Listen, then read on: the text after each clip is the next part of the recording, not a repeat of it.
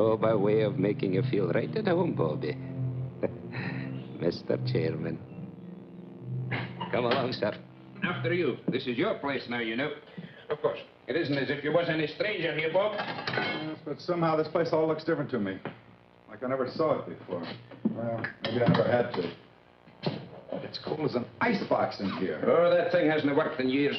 Cement holds the wet, you know, makes the air a wee bit Christmassy. Won't bother you none once you get down to work. I'm not sworn in yet. Oh, that's only for show, sir. Now, let me see if I got the list of committee men right. First, Chairman Robert Kraft, yourself. Mr. Honiger, Treasurer, your Uncle George, Secretary, and of course Mr. Trowbridge and Mr. Bates, making 5 in all, right? Right. If you can find me at any time, my dwelling straight across the boulevard, opposite the gate. Makes it nice, living so close to my work. Now, would you like to see the sights, sir? Give the roof a chance to catch the heat. Mm-hmm. If you care to make a tour, it's a bit warmer outside. That's quite a map. Oh, yes, sir. That's a map of the entire cemetery, down to the weeest speck of dust. Here we are, and here's my shed with the row stone, and there's the gate you come in. Certainly kept it up to date. There's a new mausoleum on there already. Aye. Oh, yes, sir. This map's going to be a big help to you, Bobby. Suppose you got a customer and you want to know what ground we can show him.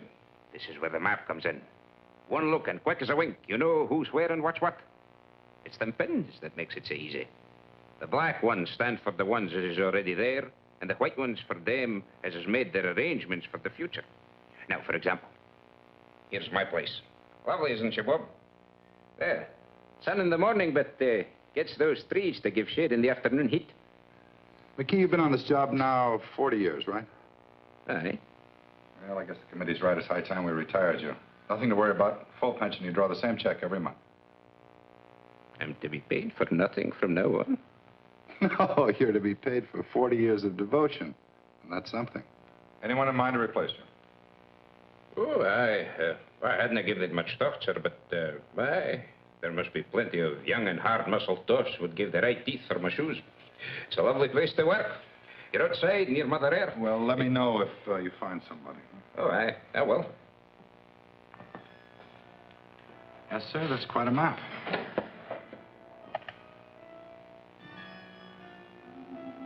Pardon me, sir.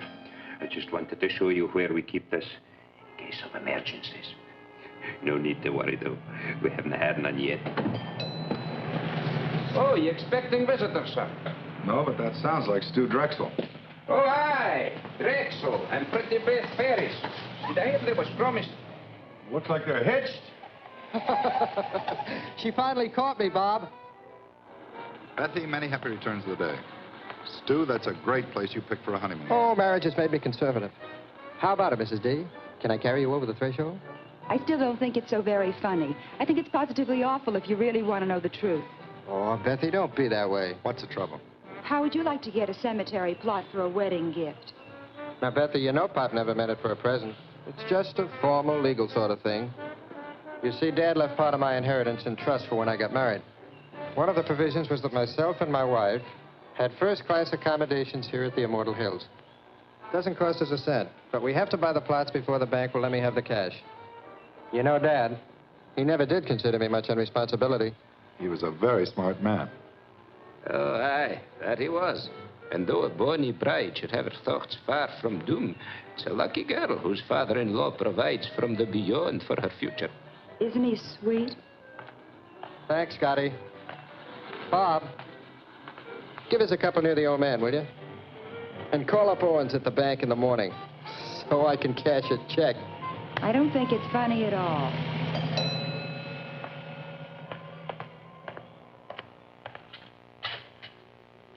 From the last administration, sir. Folks get a wee bit rocky when they come out here sometimes. Best to be prepared. Down the hatch.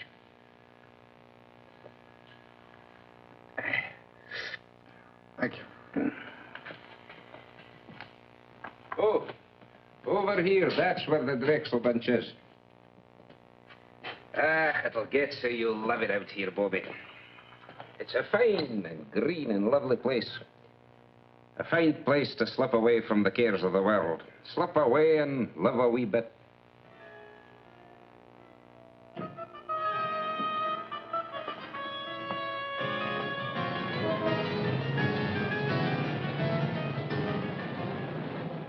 As retiring chairman of the Immortal Hills Cemetery Management Committee, George, I haven't got... it is now my very great pleasure to announce the even think appointment of Robert Kraft, president of Kraft's department. Now, George, don't shush me. You railroaded me into this. Now, wait a minute, Bob. It's your turn. Last year was his turn. The year before it was mine. Nobody refuses to take the chairmanship. Pardon us, Henry. President of Kraft's department store. Why? Nobody ever has. It's just not done, son. Well, can you give me one good reason why I should take over the management of a whole big cemetery when I'm up to my neck in my own business? As retiring Of course I can. Tradition. Particularly for us Crafts. You always harp on dignity, honor, prestige. Well, how do you think we got it? Because your great-grandfather, your grandfather, and your father served on every community project, board, and committee that was ever created. They served for free, but they did it for business. That's what a fine family has to do in this town. And you can't refuse to do it without losing a lot of respect from our customers. And another thing, it's just not done. Well, pass me over till next year. I'm up to my ears. Bob, do you realize you're talking about only a few hours a month at the most? McKee, the caretaker, handles everything. All you do is show up once a week and sign the checks. It's getting late, George. Proceed, Henry. Raise your right hand. Well, what about Bill Honegger? Raise your right hand. Do you, Robert Kraft, swear to discharge the duties and responsibilities of this office faithfully and completely to the utmost of your abilities? I do. Congratulations, Bob. Thanks, Mr. Trowbridge. Thank you, Uncle George. Okay, Miss Lane, you can put through his calls now. Thank you, Mr. Watson. I'll ring him for you now. Hello. There's a guy named Watson on the phone. Says it's urgent. You know him? Of Olds and Watson? Olds and Watson, you know.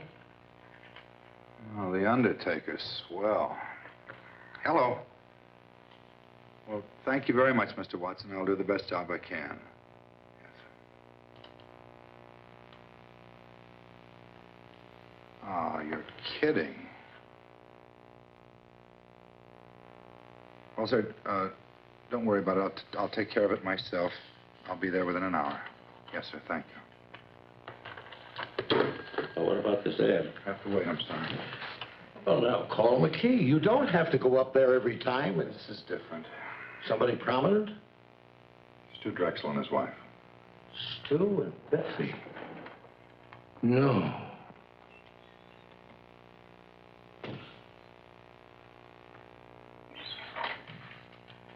Hi. Hi, Jess. McKee, this is Mr. Jessup of the Milford Herald. Hi, Jessup. Oh, the west slope between the Pattersons and the Finleys. What else is new? You were my big news for the day. Asked about plans for the coming year, Kraft revealed the Immortal Hills will install a drive-in bar to stimulate additional trade. I'm stuck with the obituary detail. Boy, it's cold in here. McKee, let's get that heat on that letter tomorrow. We better get ready for the interment. Aye, that'll be done, sir. And you better change the Drexel pins. Black instead of white. Oh, they already got black pins, sir. Oh, who changed them? Well, now, the last I remember was the very day they come out here to give you the order, and you stuck in 2 pins. Yeah, I guess that's right. Must have picked up the wrong color. Hmm? Well, nothing. It's just a little weird, that's all. What? Well, the kids came out here right after they tied the knot. They bought a couple of plots. Stu was complying with some technicality in his trust.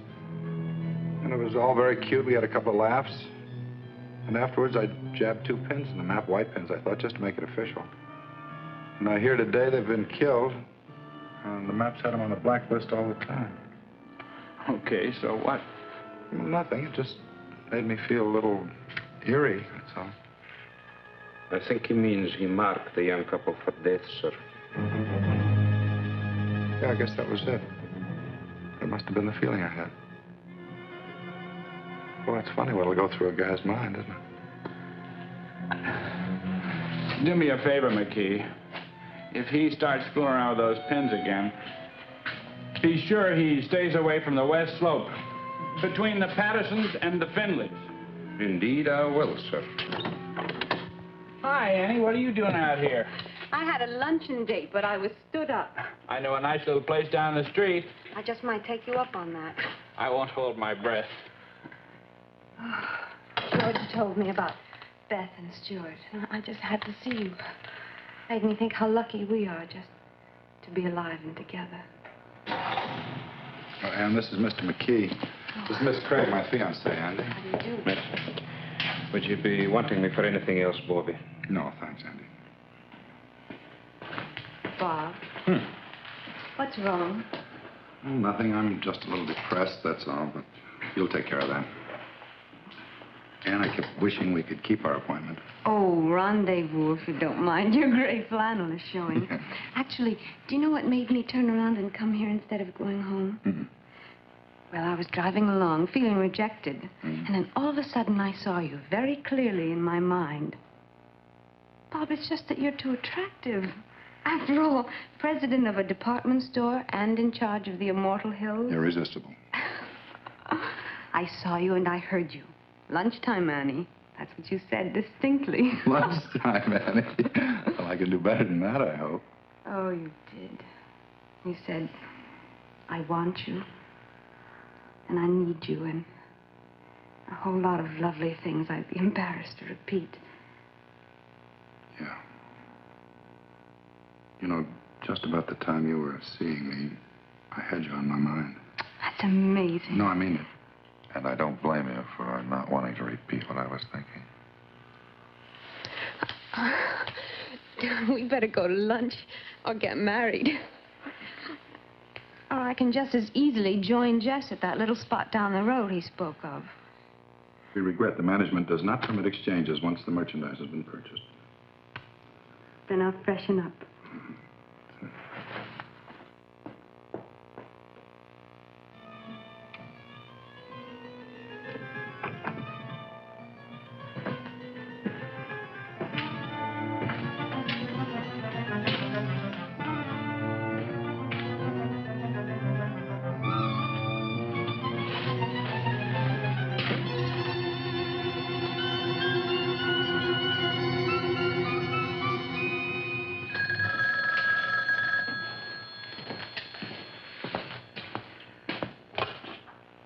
Immortal Hills, Kraft.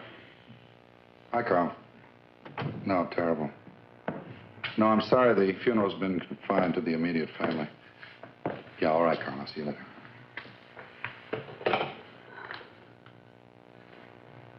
No, no.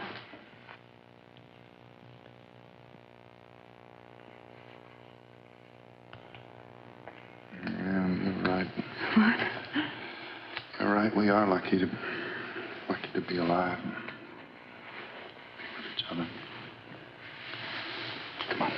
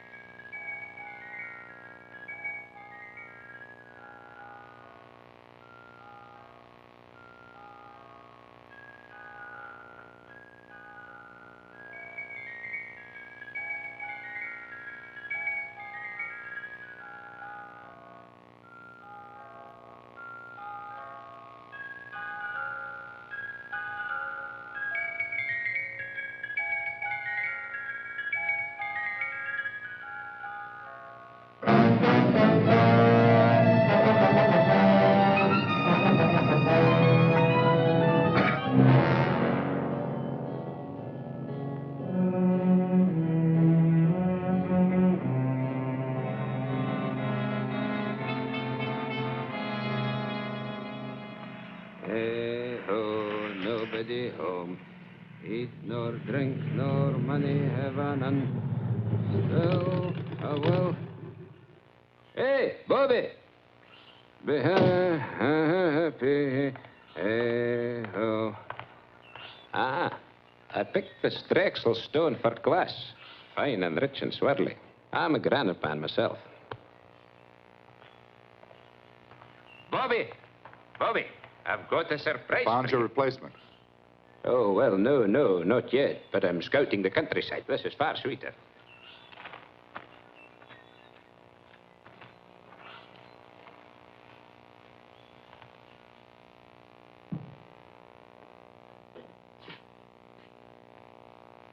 This is what I call getting things done.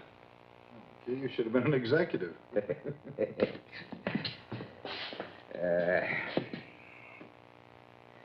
Hey, best take off your coat, Bobby. You'll be getting overheated. Fairly quiet this week. Only one passing. Now, if you'll just sign these. Let's get rid of these flowers. Oh, aye, they smell a wee bit sickly.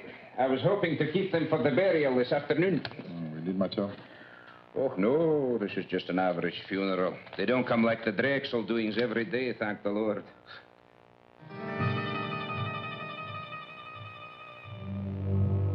I keyed this bill for W. Isham. What's it for? Well, he's the lad for this afternoon, Bobby. Oh, and I need to look so sad. Willisham was the same age lad as me. Oh, there's something I've been meaning to tell you. Mighty queer it strikes me, Bob. I went to the map just after we got the news. They changed Willisham's pin to black. It was already black. Looks like there might be something creepy up with that map. Changing pen colors without human assistance, no less. I changed Mr. Isham's pin, I did. But, Bob, you haven't been here since he died. Just a please. I know, I changed his pin before he died, not after. Jess, it's Bob Kraft. Can you come over here right away? No, I'm at the cemetery. That map's nothing but an old piece of paper hanging on the wall. All you do when you stick pins in it is to make holes in the paper. White pins, black pins, safety pins. It doesn't make any difference, see? Well, look, it's unfortunate that it worked out this way, but coincidences are part of everyday life. Some are funny, some are pretty odd, but this one isn't even good enough to make the back page of the shopping news. That's all it is, Bob, coincidence. Yeah. You're right, Jess. Thanks. That's okay. Sometime when I've tied on a real headbender, you can do the same for me. What's your trouble? Well, nothing, but I've been through all this before. The grass, and the quiet, and that sound. I never knew what it was. It's the sound of a name being cut into a headstone. Yeah, I've heard of people who thought they'd been through the same bit before in their dreams. I think it's even happened to me. What would you say if I told you this happens to me regularly? Ever since I was a child. Sometimes as often as every other week. I'd say you were sensitive or exaggerating. Third floor sportswear, 9280 gross. Compared to 8500 as the same date last year. Basement sportswear. I'm going to call Bates and Honegger and Trowbridge right now and tell them I'm quitting. Don't worry, George. Nothing drastic will happen to the store. My mind's made up. You mean mixed up? I've lived in Milford all my life, and I can't remember any man who ever let that place get the better of him. Why, when I was chairman, I'll bet I stuck the wrong colored pins in that thing 12 times. If I ran out of one color, I used the other. You've only been down there a couple of times. George, I put black pins in the map for the Drexel couple the day they were killed. Now, I didn't think anything of it at the time. And then I took a white pin out of the map quite at random, and I put a black pin in its place. And today I find out the old man it belonged to died during the week.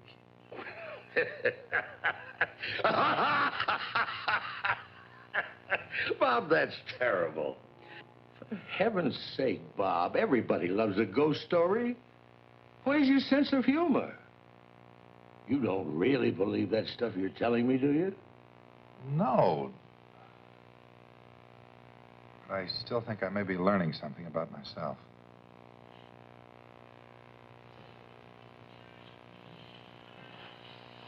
Where are you going? Oh, I think I'll just take a run out to the cemetery. What for? Sounds like it might be fun. After all, I've been trying to find some way to wipe out our competition for years. Good night, George.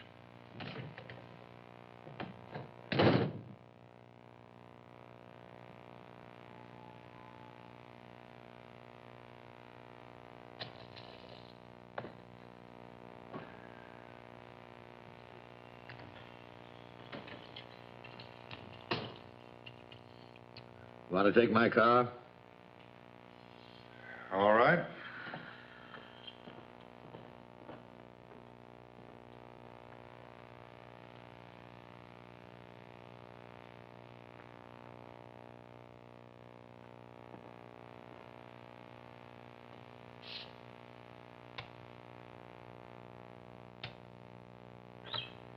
Won't be but a moment, sir. No, don't bother, McKee. I think I've got it.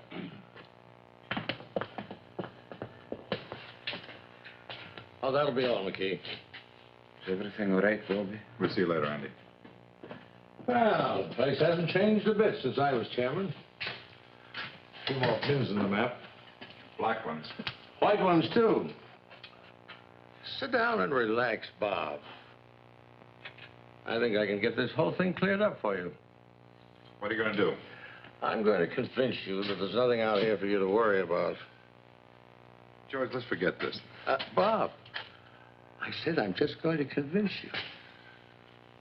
Well, George, suppose you took Henry Trowbridge's white pin out and put a black one in its place, and tomorrow morning he turned up dead. It's not a chance. Well, I know not a chance, but suppose by some weird coincidence it happened. Now, it's happened to me 3 times already. I deal strictly in facts, son. I don't go for this coincidence bunk. But if Henry Trowbridge even looks a little peaked tomorrow, you can resign and I'll back you up. Now, Henry Trowbridge, let me see if I remember. George, I just mentioned Henry as an example. Now, you're not going to use him. Well, Henry's as good a choice as anybody, considering he directly preceded you as committee chairman. Wait a minute, George. You better let me put the pin in. If you do the honors and nothing happens, it won't be quite as conclusive. By all means, let's not diverge from the established pattern. But I'll have you know, I was no slouch when it came to pinning the tail on the donkey when I was a kid. No reflection on Henry. Go ahead, Bob.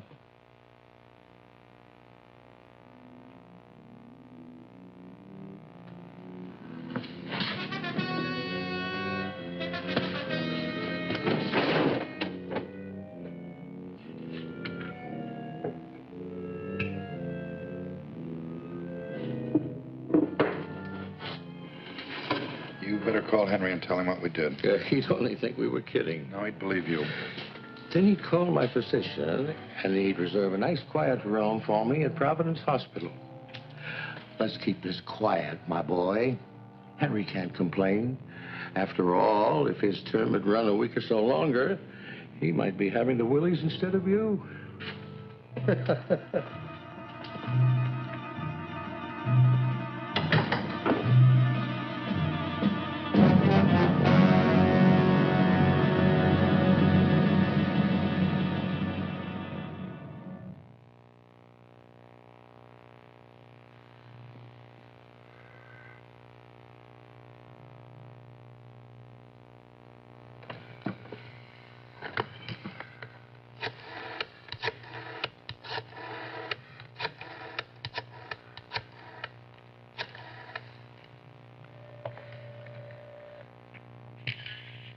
Hello, Miss Trowbridge. This is Bob Kraft. What are you doing up so late? Nothing serious. I just meant to call Henry earlier and it slipped my mind. Put him on, will you? Or if he's watching the movie and enjoying it, ask him to call me back during the commercial. No, Bob, just hold on and I'll get him. He's upstairs reading in bed, but I'm sure he's not asleep. Well, I hate to disturb him. You just hold the wire, Bob.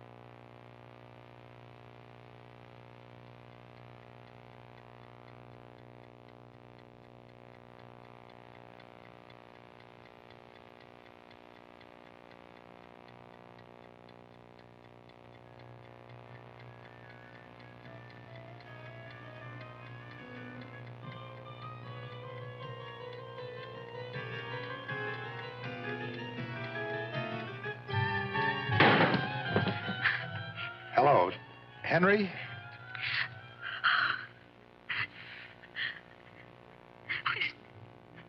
He's not breathing, Bob. I've got to call a doctor. I understand. I'll hang up right away. I'm terribly sorry.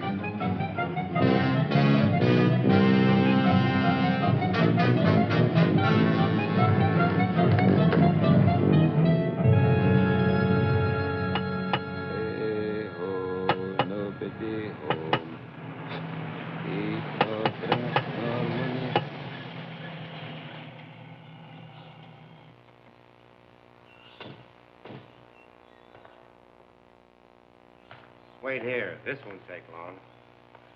Morning. How do you do, sir?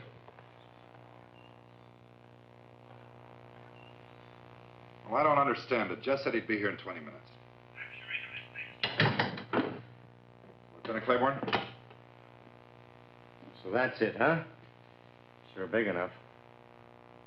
There are the black pins, eh? We're particularly concerned with these four. Isham, and the Drexel couple, and now Trowbridge. Let me get this straight, Mr. Kraft. You say that every time you stick a black pin in the map, people turn up dead? That's right. Well, go ahead, Lieutenant. You think I'm a crackpot, and I hope you're right. I just want to prove it beyond a reasonable doubt.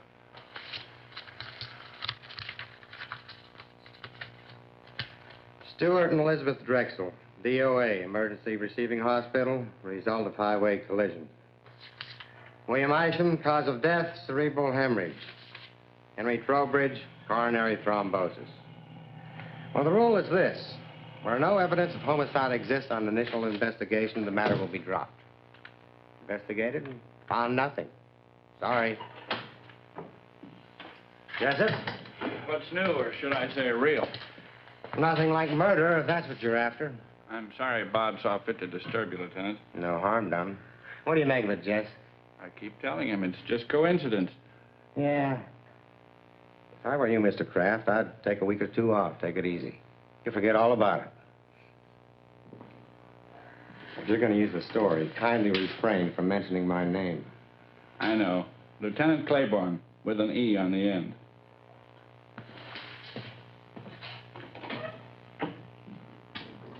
Boy, I think 4 deaths could appear so flimsy to a policeman. You never should have called the police. Claiborne's one of the best. Any other guy might have looked for a big, heavy book to throw at you. Yeah, maybe you're right. On the other hand, maybe that thing's dangerous. Really dangerous. Or maybe the element of danger is in a man. In me. Bob. Is there something different about me, Jess? I'm really beginning to wonder. Hey, buddy. If there is anything to this map bit, don't go blaming it on nameless forces. Maybe somebody's trying to scare you. Could be you got an enemy or two.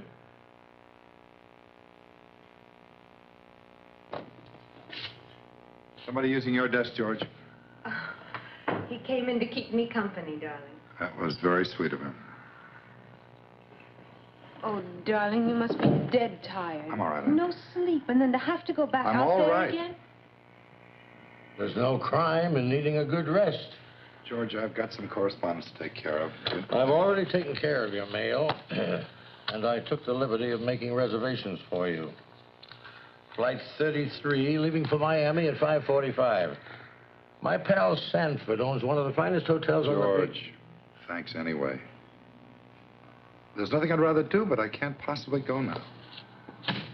Bob, I gave you my word. If anything happened to Henry, you could resign. I talked to Charlie and Bill Honiger, and they understand completely. It's all fixed, son. The situation's changed. Until this thing's cleared up, I'm not about to resign. Oh. And when you tell the others, ask them to meet me here in my office, 7:30 tonight. Awfully short notice. The committee can't just ignore what's happened. I guess you're right. Darling, And I'm sorry, I didn't mean to snap at you. now why can't you resign? Well, because Possibly something real, unreal, I don't know, is waiting to kill one of us every time I jab a black pin into that map. Bob, if you're talking about Henry Trowbridge, the poor man died of a heart attack. Heart disease is the country's #1 killer. Maybe not in Milford. Oh, Bob, you can't mean that that map is literally killing people? No, Ann, maybe it isn't a map. Well... What about the other day? You saw me, you heard me. Lunchtime, Annie, I want you, I need you. Bob, I was obviously trying to bring a little romance into our very dull and dismal lives. No, Ann, don't try to deny it. I No. do deny it. Bob, I love you. I'm not in any sort of occult thrall to you. Hey, can't you take a joke?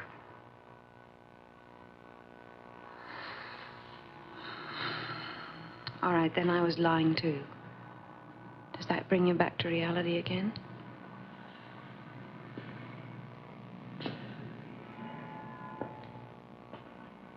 Bob, I think we better take advantage of those plane tickets. George's Mr. Sanford's could be best man.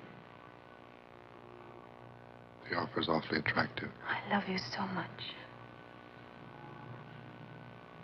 And if you're going to cry, do it someplace else.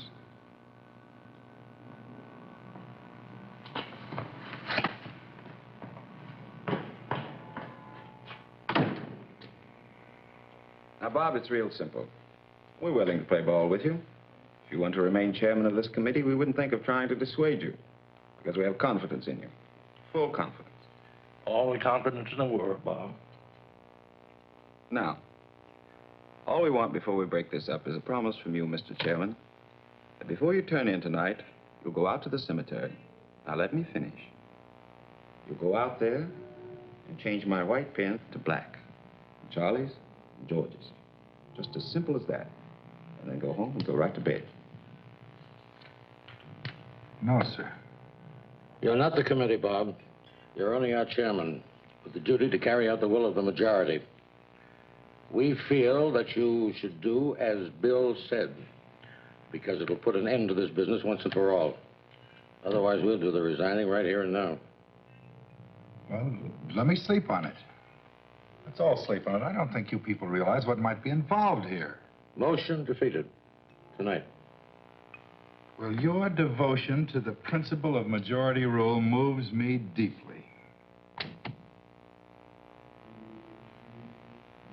Okay. And good night.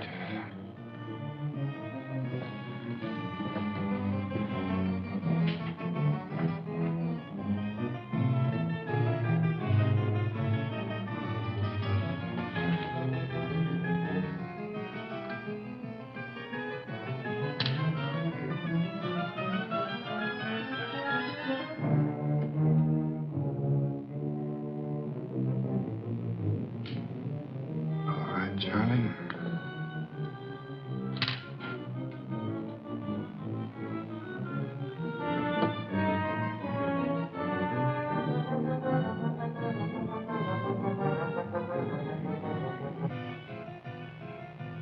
Here goes nothing, Uncle George.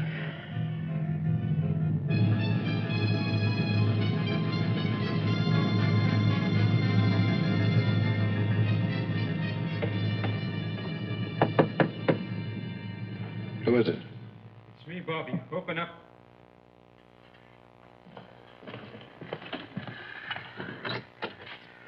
I seen your car lights from my window driving through the gate, so I come running. You needn't have bothered McKee. You put in a full day already. Now, I'll see you tomorrow. No. Bobby, please. Bobby, listen. When you locked and bolted this place, I said to myself, now there's a man who knows his business. That's what I said. He may not know everything, what's behind it, but he knows when a thing's to be fooled with and when it's to be left alone. There's nothing to fear with a man like Bobby Kraft at the tiller. That's what I said. Well, that's fine now. You run along home and don't worry about a thing. Nothing's going to happen to you. No. Please. Bobby, lock this door again and send yourself home. Or else, who can answer for what may happen to the whole miserable lot of us? It'll have to be open sometime. If I don't do it, they'll get somebody who will. Good night, Andy. Good night.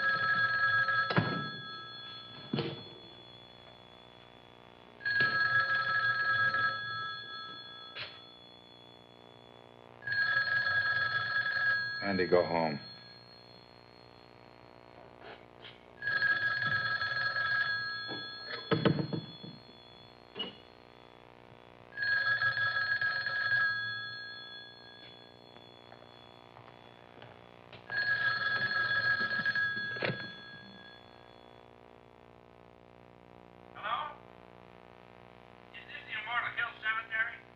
What do you want, Jess?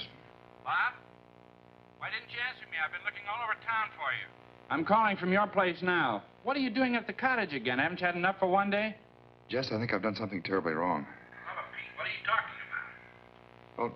Well, we had a meeting of the cemetery committee after closing tonight. Bill Honegger, Charlie Bates, and George, everybody. And they voted to make me come out here to the cemetery and stick black pins in the map for each of them. Just like it was some kid's nightmare. So I did it.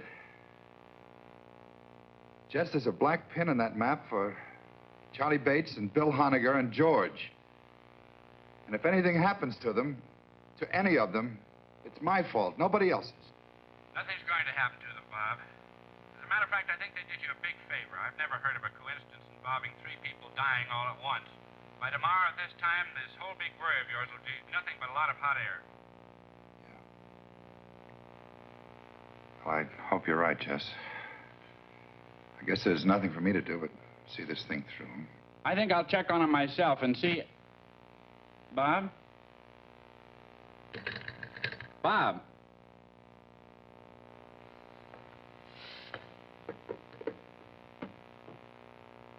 Honegger, Bates, and George.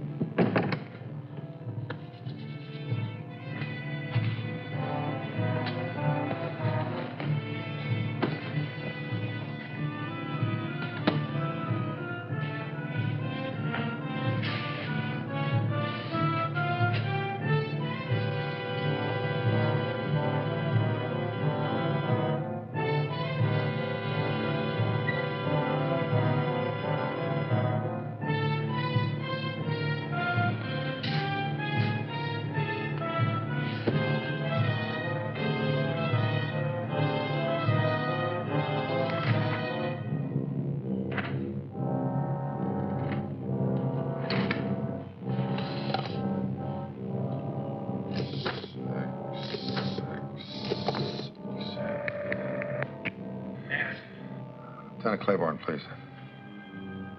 Homicide. This is Homicide, Sergeant Kraft. Lieutenant Claiborne, please. I'm here. Can I take a message? Sergeant, this is Bob Kraft, Kraft's department store. Oh, sure. Oh, wait a second. Wait a second, I'll check. Mr. Kraft, are you calling on police matters or just something personal? Well, it's a little bit of both, Sergeant. Drive at Adams 1311. Thank you.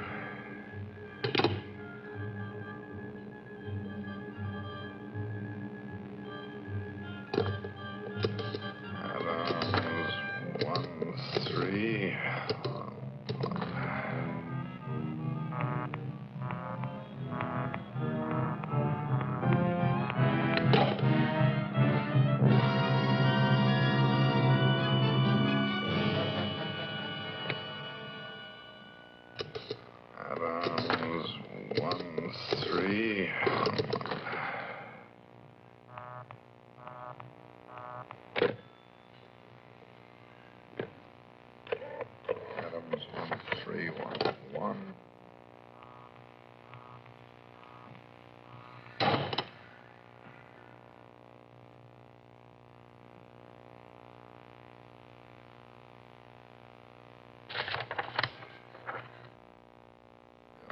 Honegger, Adams 1311.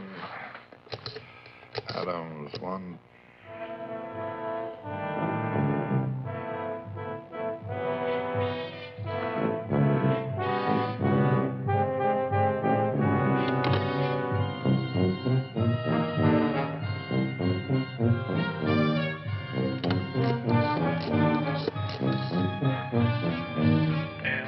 Homicide. Yes, sir. Homicide. This is Bob Kraft speaking. I can't get through to that Adams number. No? Claiborne's at that number, and it's imperative that I speak to him right now. Well, sir, just a second, sir. I think he's reporting in on another line. I've been trying to get you, but your line's been busy. Hang up and I'll call you back right away.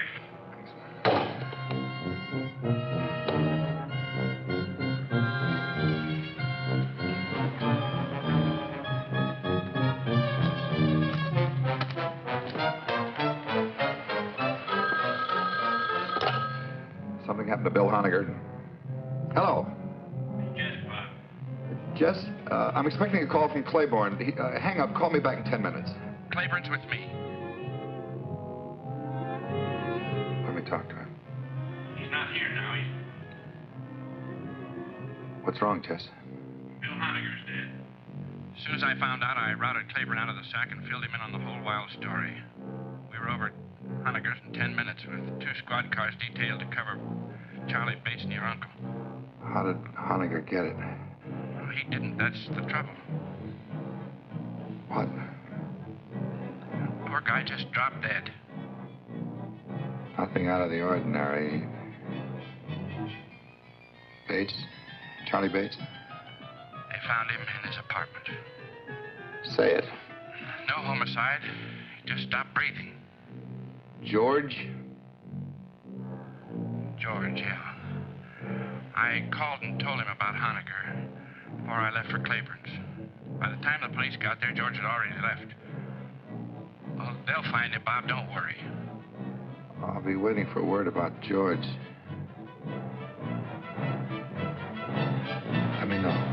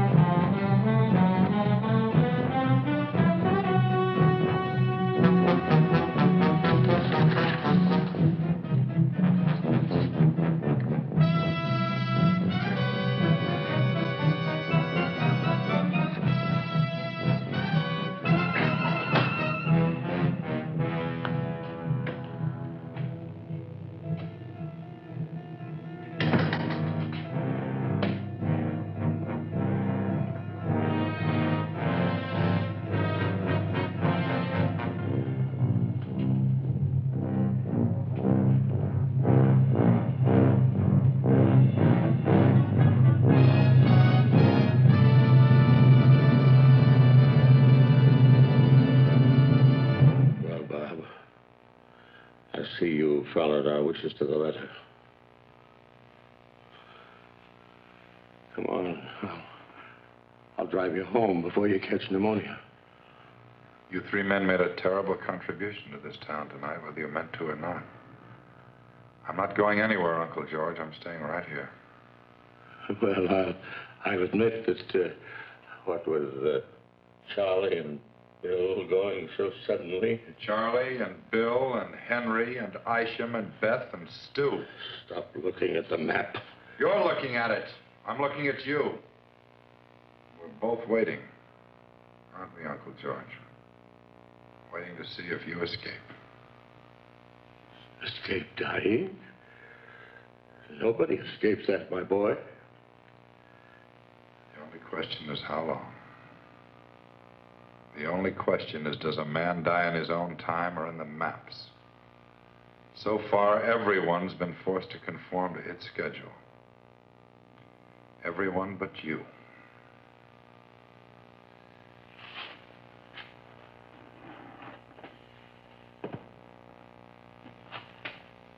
That puts me back on schedule.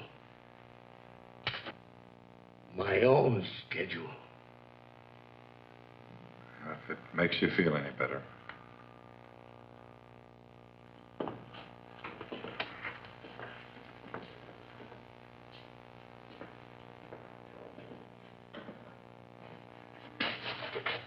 Let me tell you something. From now on, if you want to see me, you're going to have to come down to the store. I won't make another special trip on your account. The next time I see you, George, we'll both be right here.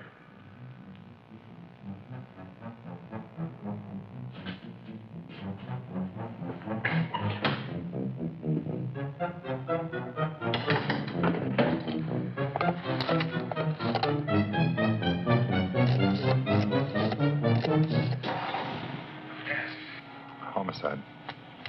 Homicide. This is Robert Kraft out at Immortal Hills. Hi, Lawrence speaking. Lieutenant, my uncle just left here. I think under the circumstances, the least you can do is put a man on to watch over him, no matter how ridiculous the situation seems to you. Thanks a lot, Mr. Kraft. We'll take care of it right away. He's wearing an overcoat over his robe and pajamas. We put a description of the wire quite some time ago. And you do think there's danger? Sergeant, Kraft, George F. driving east on Bunker Hill. Road from destination Manor Apartments, Big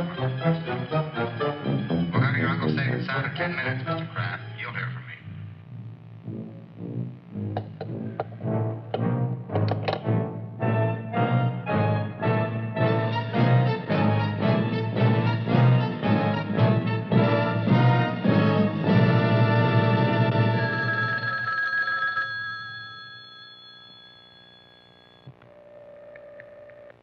Are you sure your uncle was out there tonight? You didn't just think you saw him?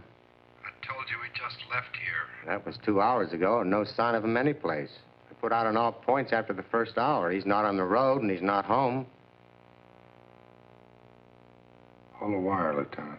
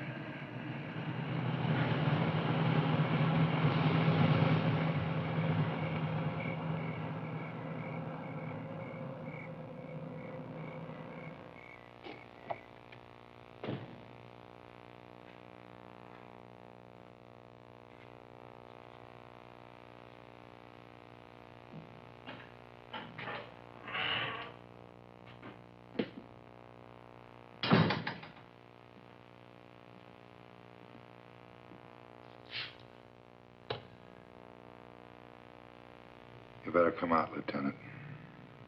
He's still here.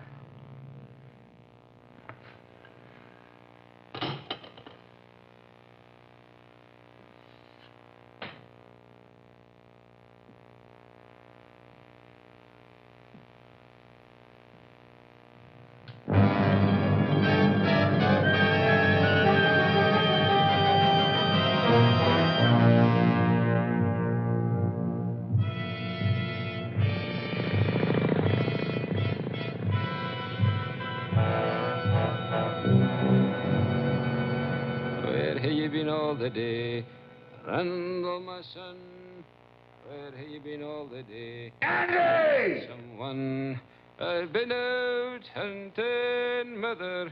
I've been out hunting, mother. Make my bed soft, mother. Make my bed soon, for I'm sick. Andy! Vicky, I'm going to burn that stuff in the greenhouse if this heater doesn't work by tonight. Bobby, it took a whole lifetime of collecting for me to get the whole caboodle here. And see here, you haven't even touched your food. Man, you've got to eat if you want to keep above the ground.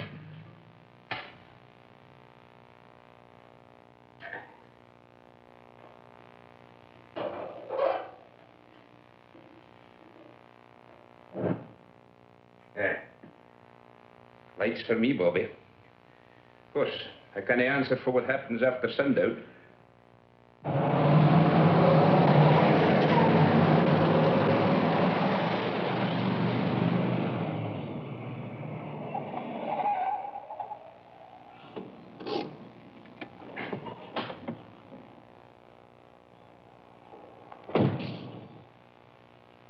Better wait in the car.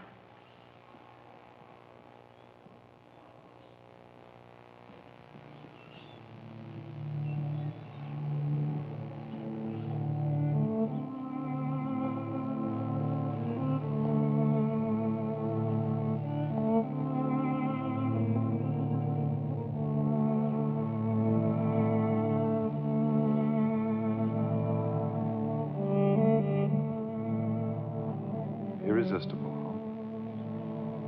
Aren't I crazy? Completely. I'll never change, I'm afraid. Annie, I'll see you later. Bob, please. I take it back. What? That day in the car, I did see you and I did hear you. I really did. I should never have denied it. It's all right, Annie. I'll see you later.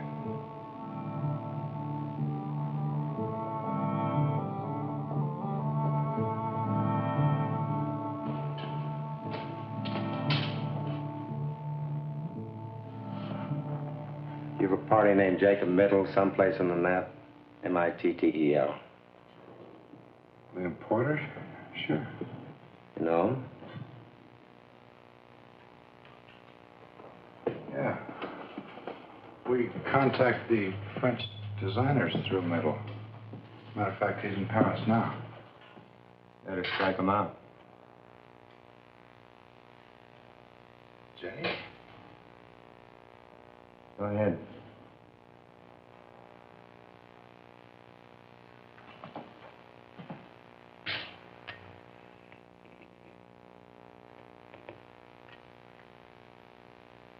How did he die? He isn't dead. At least not yet.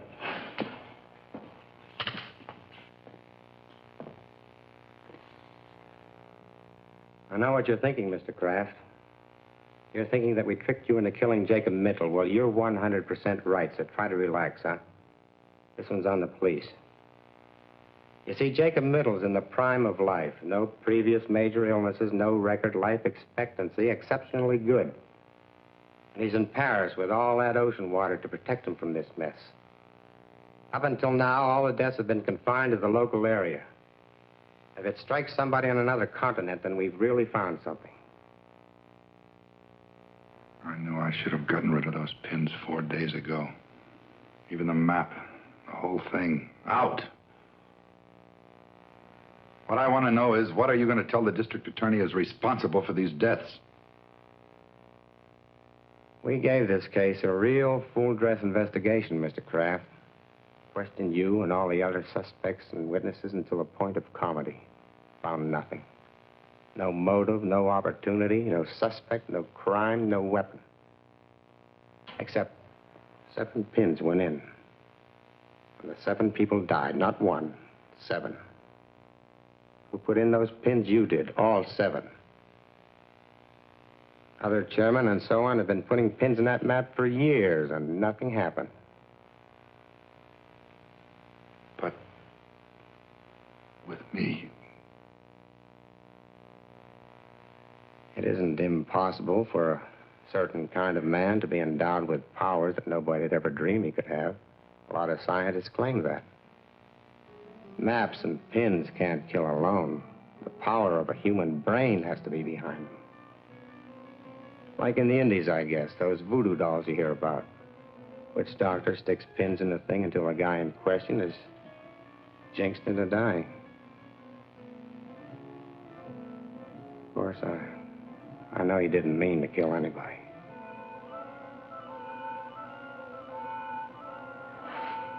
I have to get back. You'll hear from me the minute we get word.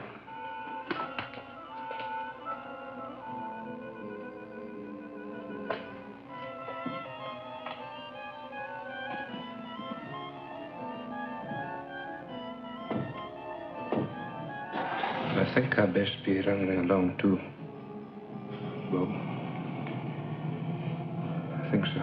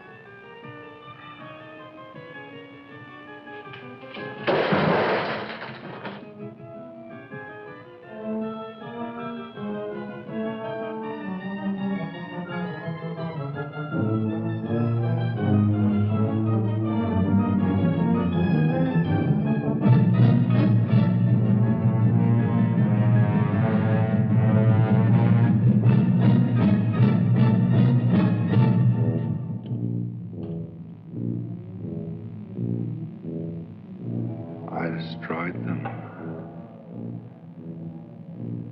Something in me killed them.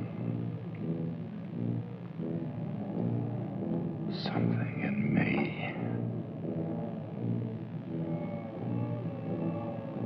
But I couldn't refuse the job. Not a man with my reasoning power.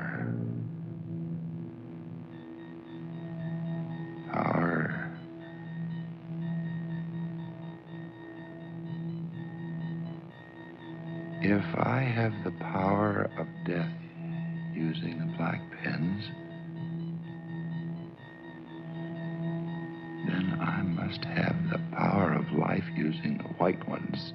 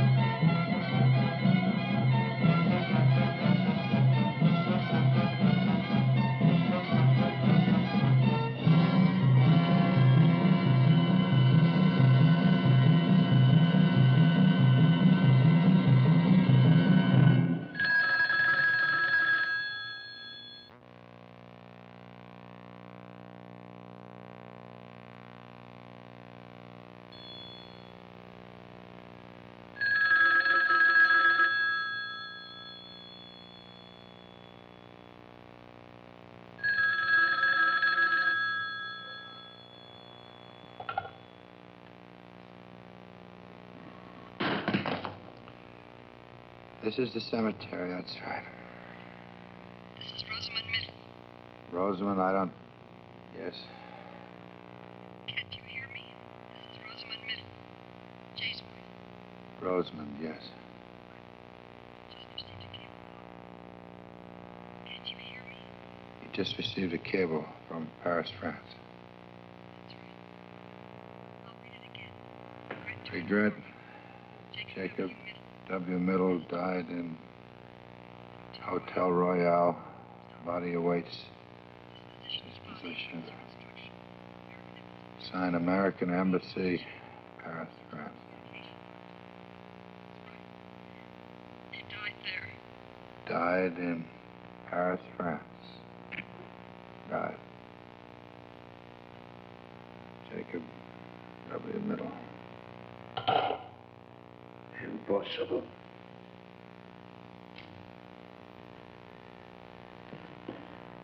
Impossible. He cannot be dead. But... What? You still think that thing's the killer? Or your own puny power, Mr. Chairman? The only power you or that map ever had was me, so far as killing goes. You marked them for death, Mr. Chairman, but who did the deed? Andrew McKee. Oh, Andy. Why? You and your high and mighty committee, turning out a man with 40 years of service on the grounds. 40 years. I told you, Andy, a full pension. It isn't cash what keeps a man going, lad. What keeps his feet on the ground and keeps him on the job till the Lord makes him quit. The Lord and nobody else. This is my house, my lands, my activities. Aye.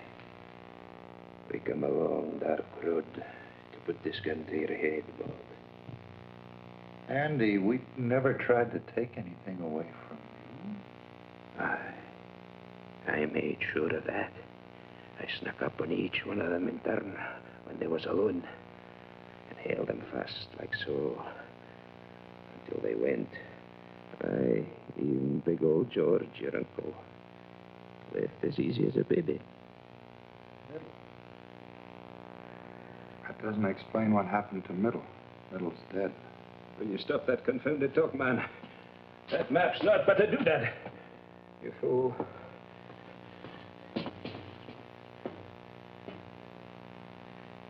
There's nothing to fear here.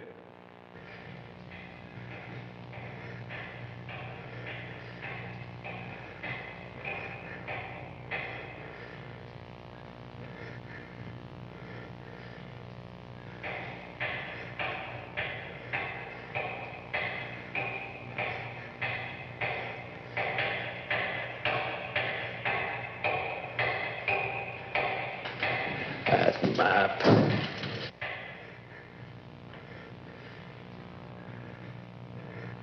Andy, talk about something else, quick. It's important. We're finished with talking. Finished you are with maps and pins black and white. Talk about something else, I said. It's important right now. Talk about anything else. Now.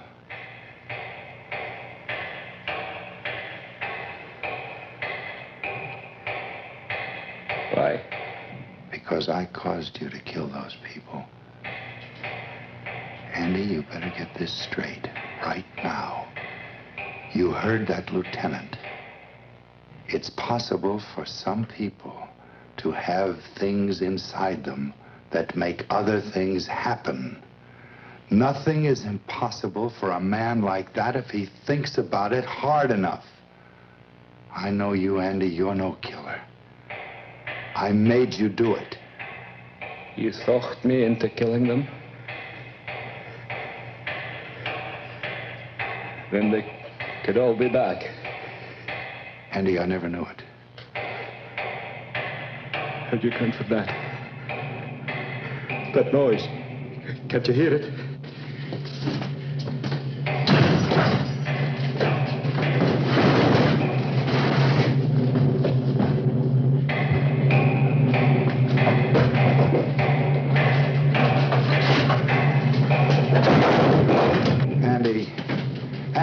up. There's nobody.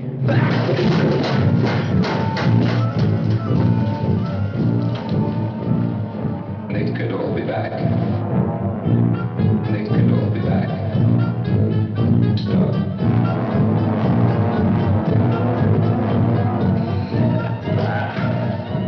Don't let them take me, sir.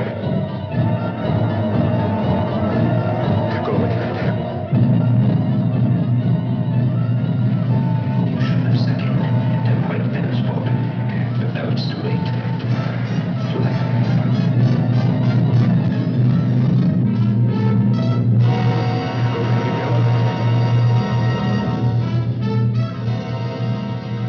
Little fight.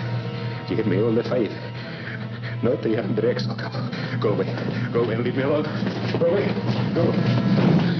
And save me, Bobby.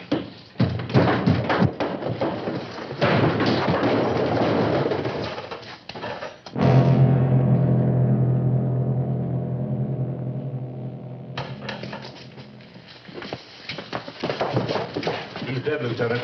All right, forget the normal procedure. Get him out of here.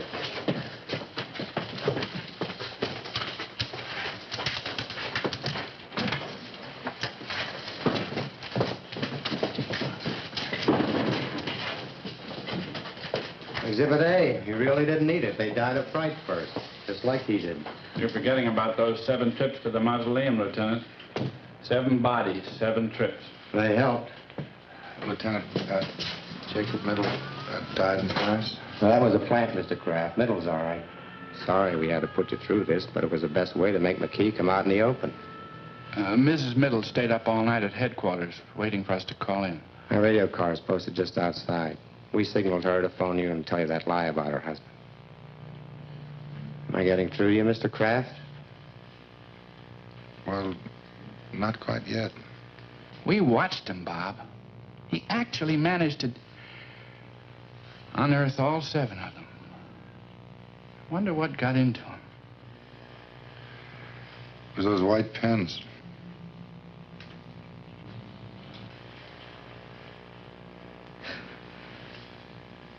It was.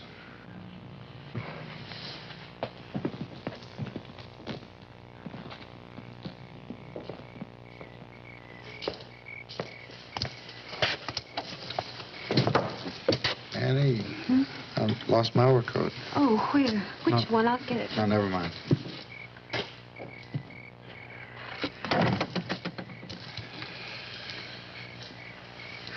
I think I can find it myself.